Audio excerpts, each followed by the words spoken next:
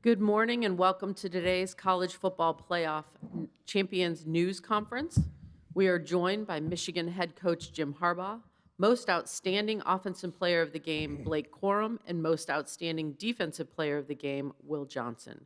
Coach, we'll let you start with an opening statement and then we'll take questions. Just really happy, excited, and I want to thank the CFP, the entire week this week, the last week, everything conducive to getting our team ready to play. I want to congratulate Washington, Kalen DeBoer, fantastic coach, and their staff, all their players. I mean, they competed so hard, played so well, and our guys too. It's real credit to the game of football, and proud of our guys for coming out on top. Let's take questions. We're going to begin right over here on our left, second row. Blake, congrats on the offensive MVP or whatever. What's the title officially? Officially, it's the Most Outstanding Offensive Player of the Game. Well deserved. Can you also speak to the performance of your running back mate, Donovan Edwards, and just how you guys were able to do it together on that big of a stage? Yeah, he kicked it off nice and early, with two. I think it's the first time ever in the CFP era that someone had two 40-yard touchdowns, and, Donovan deserved it. The Don's back. I loved seeing it. Shout out to Don. I love him a lot. Take our next question slightly further back on our left. Jim, after the game last night, you mentioned the team being innocent. I was wondering if you can expand on that a little bit. Yeah, people asked how we dealt with the distractions, and that was one of the ways we dealt with it. We knew we were innocent, so we stood tall, upright, and innocent.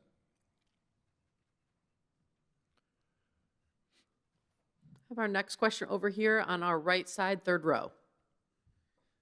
For both players, last year at this time, you guys certainly had the feeling you could run it back again and be here again. I know, Blake, you're leaving, but Will, do you get the same sense that you guys can run something back again next year?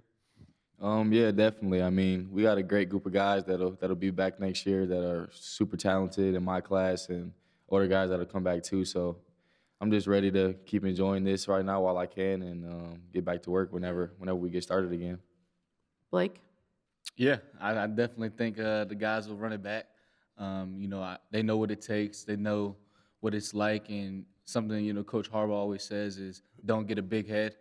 And none of the guys on the team will have a big head after this win. Obviously, we'll enjoy the moment right now, but the guys will be ready to go back to work with Coach Herb and with their coaches. And I definitely believe the Wolverines will be back. Going to come here to the middle aisle on our right, third row. Kirk Bowles from the Austin American-Statesman. Jim, a lot of people feel like college football may be in chaos with all the stuff with NIL, transfer portals, the playoff format that's changing. Do you think it's a sustainable model? And if you could change one thing about college football, what would it be? The thing I would change about college football is to let the talent share in the ever-increasing revenues. We're all robbing the same train, and the ones that are, in the position to, do the heavy lifting, the ones that, risk life and limb out there on a football field are the players, and not just football players, student athletes.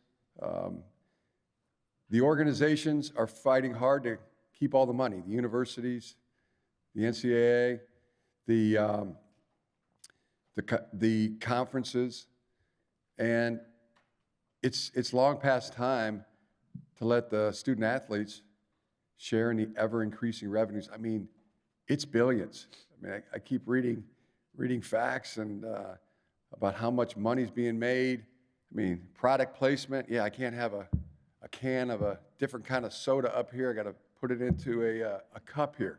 I mean, everybody is, they're maximizing every single revenue source there is, and but they're not sharing it with the talent. I mean, and there's no business that would ever fly. I mean, the Supreme Court has said the same thing. So, yeah, that's a big one. Yeah, I would change that one. And there needs to be a voice for the young people, the student athletes. Right now, there is no voice. I mean, there are armies of attorneys, and I've seen them, at the NCAA, I've seen them at the universities, the conferences, and then, if they don't have enough firepower legally, I mean, they go out and hire, the tall building law firms, and they get more firepower. It's just, but there's no voice for the student athletes right now, and it just needs to change. That's a wrong needs to be righted, and I'm starting to compile a list of just the excuses that people give, for not. It's complicated. Well, what about this? What about that? All I know is there's plenty there. There's some. I have simple math. I mean, anybody that's profiting off of the student athletes, me included. Anybody who's drawing a salary, making a livelihood. A lot of people sitting here, robbing the same train as well. That it could take 5 to 10% less of what they're getting. Every organization, universities, a lot of them that are, collecting that money tax-free. At least if you gave it to these guys, it'd go back into the economy, through taxes. The NCAA, the conference commissioner, the Big Ten office, all the conferences, 5 to 10% into a pool. That's one way. And things happened fast this year. You saw it. I mean, people say that it's complicated or it takes time. We saw a lot of change, in 1 year, just this year. A whole conference went into the portal overnight. So, these things could happen. Hopefully there be some real, I don't know, I mean, for a long time people say, that unionizing would be bad. I mean, maybe it's that if people aren't going to do it, if they're not going to do it out of their own goodwill and do what's right, I mean, that's probably the next step. You think, I mean, got nothing against unions, so that's the next step, fellas. I mean, I think that's the way you got to go. That's what I'd like to see change, in college athletics. Take our next question, fourth row on our left. Ryan Zoot, Ann Arbor News. Jim, what do you remember most about what Biff Poggi told you about Blake Corum during the recruiting process, and how did he kind of embody that during his Michigan career? Yeah, I mean, there wasn't one person who didn't have something great to say about Blake Corum during the recruiting process. Everybody he came in contact with, teachers, at the school. You could go back to the grade school coaches. Biff loved him like a son. Coach Masai, everybody, and the counselors, everybody. And then get to see it for your own eyes. It's, man, they don't come any better. This is as good as they come. Same with Will. They're just stalwarts, and it's every. You, Coach. Really everything that their parents, both of these parents, poured into Will, poured into Blake, poured in a great work ethic, discipline, and there's this empathy side of both these young men that's very rare when it comes to, a stalwart, a competitor, but also they care about other things than just themselves. I mean, two great ones. People talk about younger generation and what's the next generation going to be like, and it's going to be the demise of the culture. But we're in really good hands. We're in really good hands with guys like Will Johnson and Blake Corum and all the players, all the youngsters that I come in contact with on a daily basis. Next question right here on the aisle, third row. Jim, you came back to Michigan to help rebuild your alma mater. Now with a national championship trophy, do you feel like the mission has been accomplished in revitalizing this program?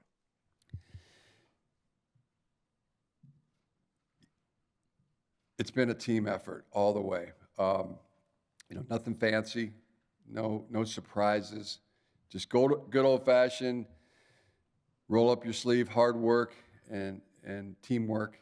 It's been a beautiful thing. It's so often the goal is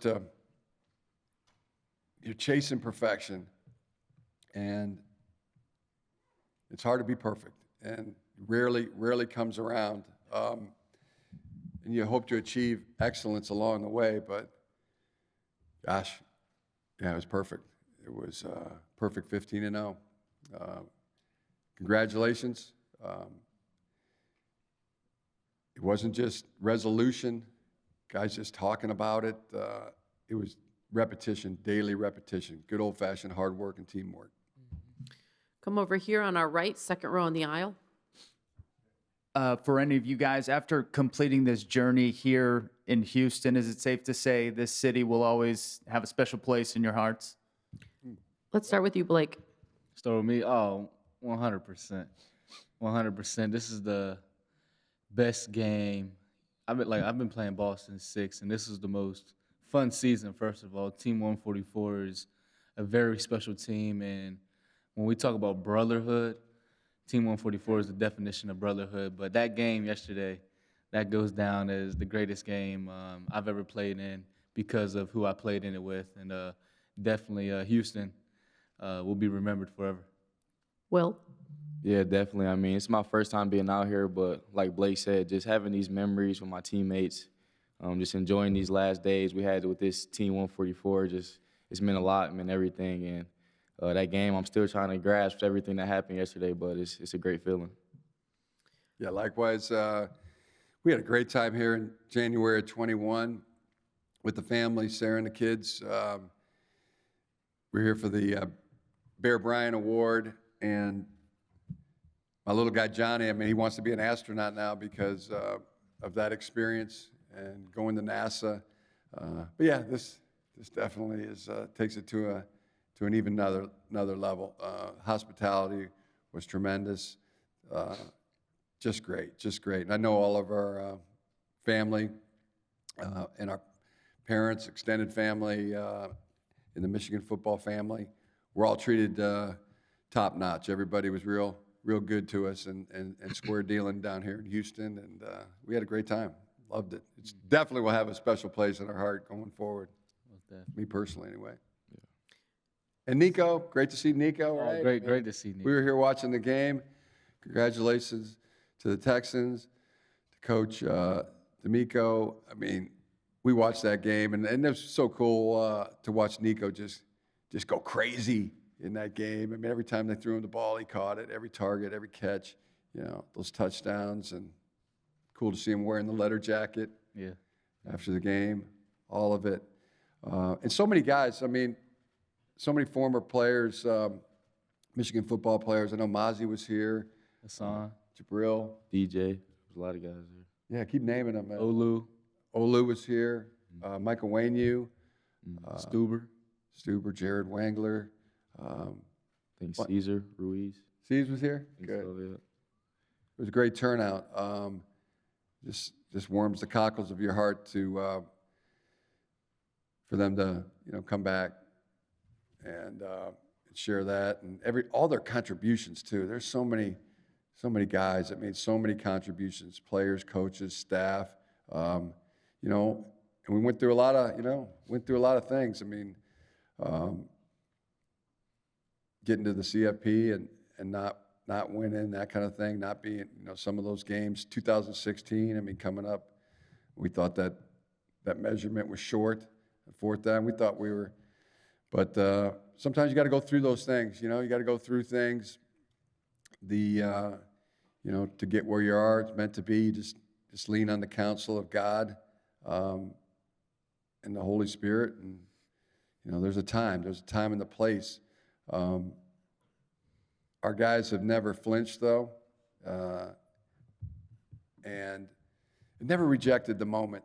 You know, there's a time to live, there's a time to die, but there's never a time to reject the moment. And that's one thing I can say about, you know, every single Michigan football team that I've coached since I've been here. The guys have always given it their best and had at it. And, you know, this team 144, you know how I feel about them. I think they are the team. So, great. We'll come over here, right side on the aisle. Jim, you've got a very powerful voice about these issues you've been talking about for a while. I don't want to put you on the spot, but would you be willing to meet with some of the stakeholders, right? You know, maybe a Charlie Baker at the NCAA, some of these people representing the players, trying to get them, you know, trying to form a union or representation? Yeah, anybody.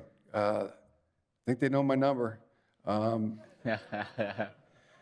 ain't hard to find. But definitely, you know, and Debbie Dingle, you know, talking to many, you know, Fred Upton has had a lot of interest in it, and you know, we're just our friends, you know, just trying to, you know, form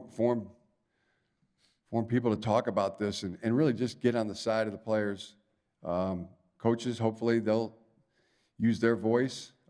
More people, just more. It's one thing we know. We need more for this cause. Go to the second row right here, middle. Blake, this question is for you, Brianna McNary, off the fields in Fort Lauderdale, Florida. What do you want your Michigan legacy to be, you know, and then what did you take away from this journey, all the adversity you faced and all of the cheating allegations, a lot of adversity, and you overcame it, came out on top. So what did you take away from that? Yeah, the way I want to be remembered is I just want to be remembered as a Michigan man, someone who, you know, did good on the field, but also did good in the community, did good in the classroom, and, you know, laid a foundation for the next generation.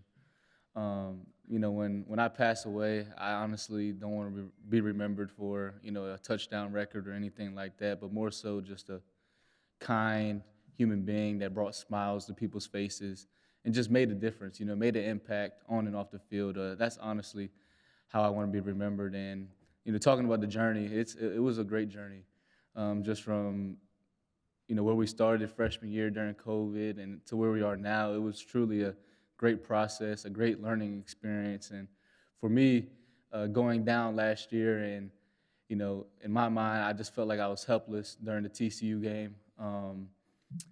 It was a great journey. You know, I grew as a man, I grew as a football player, and most importantly, I grew as a leader, which I think has helped, you know, Team 144 get to where we are today, along with the rest of the leaders on the team. So, you know, I've embraced every part of this, and, you know, I just want to thank Coach Harbaugh for everything he's done. Best coach in the nation. I'm so glad, you know, I've been coached by him for the last 4 years. Can I get that in writing? Oh, most definitely. We're going to go back to our friends on the dais up there. Mark Pearson, WNEM, CBS affiliate, Saginaw, Flint area. I know obviously celebrating here in Houston is fun, but what are you expecting the atmosphere to be like when you get back to Ann Arbor? Electric. Yeah, well, we're pretty excited about that. Hearing some good things. Parade. I think everybody just wants a parade. I mean, talking to the players, hey, what do you guys want? What do you want to do? Celebrate this? And go, we love a parade. So who doesn't love a parade, right? Who doesn't? We're going to move over here to our left. Hey, for Blake and Will, the NFL's been interested in your coach for years. How do you guys deal with, well, he might be back, he may not be. How do y'all deal with that? Will? I mean, there's a reason they're so interested in him. I mean, he's a great coach. He deserves to be looked at in that light. But I mean, I'm not too worried about it. I trust whatever decision he makes is best for him and best for the team. And I'm just trying to enjoy where we are right now and worry about anything like that when the time comes. Blake? Yeah, We're interested in you, Blake. We're interested in you, Will. Like Will said, Coach Harbaugh is such a phenomenal coach, and if you look up just his legacy as a player and as a coach, he's won everywhere he's gone. And maybe it took a couple years, but Coach, at the end of the day, is a winning coach, and he's won every single place he's been to. And so who wouldn't want him? Who has it better than Coach Harbaugh? Nobody. So when things come up like that, we're like, hey, Coach, you got to do what's best for you. But we just stick to the task at hand. But when you have a great coach like that, everyone wants a piece of you. And, I'm just glad, the University of Michigan has Coach Harbaugh.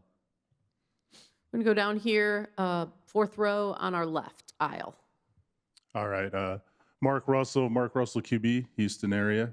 This question is directed at Coach Harbaugh. So you played for the great Bo Schembechler. So I know rest in peace for him, but what would that mean to him, smiling down from heaven, and also what it means to you being a former player of Michigan, being able to win a national championship as a coach? So much. I think about that. I think about Bo Schembechler in heaven looking down, and I think there's some things he'd be talking about coming off the ball with lower pad level, and but I think he'd be really, really pleased. Rush for the ball for like 300 yards. He'd really love Blake Corum. He would love him. Like we do. Yeah, just makes you feel good. Other things, I mean, to get to 1,000 wins this year, that was such a thing. We were just for a couple of years now, we've been counting that down. To do it this year, do it in this fashion, now have 1,004 wins. No team has won more. It's in the video that we. My dad Jack and I wrote back in like 2015 that James Earl Jones narrated. No team has won more. No high school team has got to 1,000 wins. No pro football team. No college team. That's something that 144 years of players, coaches, staff. We feel that. We know contributed to that, and we're very proud of that. And to get there first, it was a race, it was a challenge, and our guys stepped up to it, and with aplomb. So many things. We're just happy and proud, and go blue, guys. Guys did a job and did it great. Take our next question in the back on the right.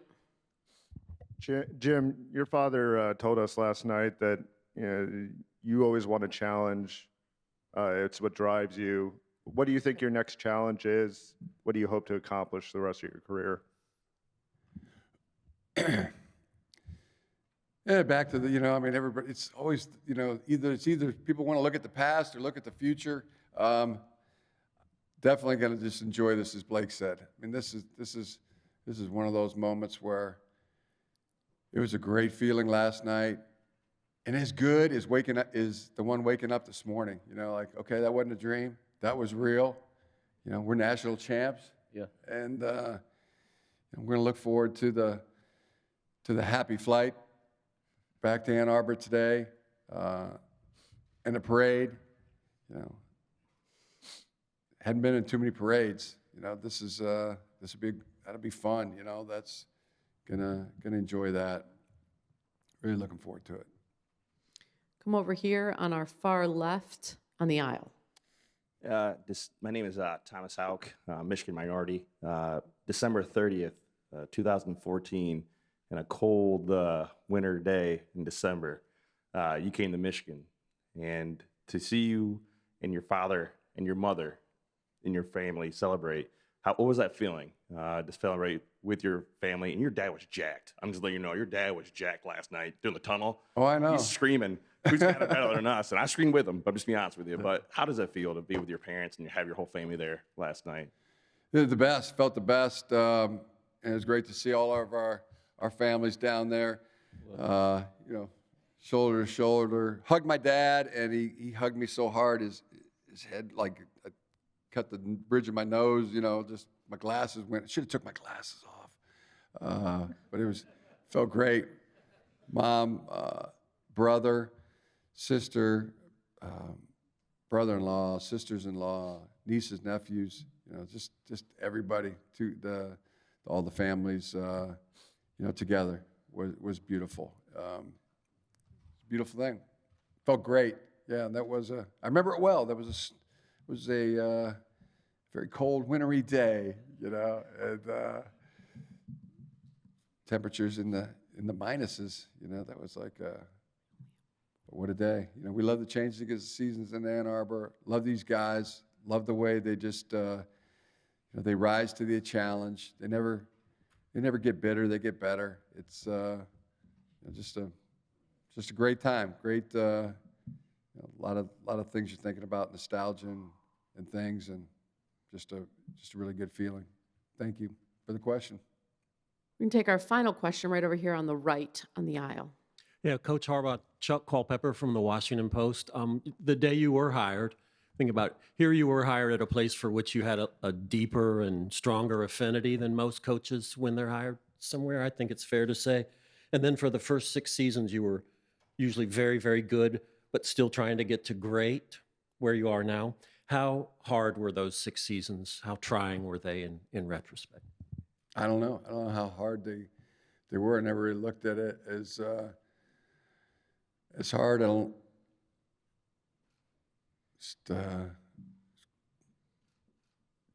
They were joyful days. I mean, I don't have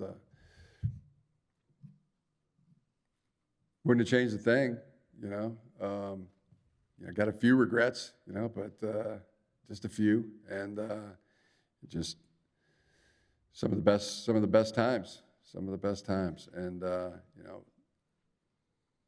like I said last night, I mean, what an exclamation point our guys put on this season. Took on all comers. We're the last one standing. Feels great to be the champs, and I get to. I mean, in my own family, to be my dad's won a national championship. My brothers won a Super Bowl. I mean, it's really cool. I feel like I can hold my head up high now, at least be at their same level. Not sit at the kids' table anymore. Get to join the big person's table. How about that? You're the only guy. But not anymore, So yeah, that feels great too. Coach Will, Blake, thank you very much and congratulations. Thank you. That concludes today's news conference. Have a great day.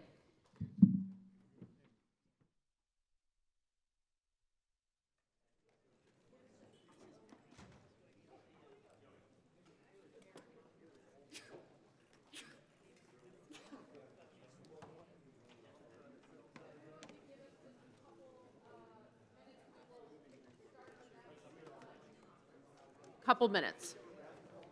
Thank you. If we can just give us a couple minutes and we'll start the next news conference momentarily.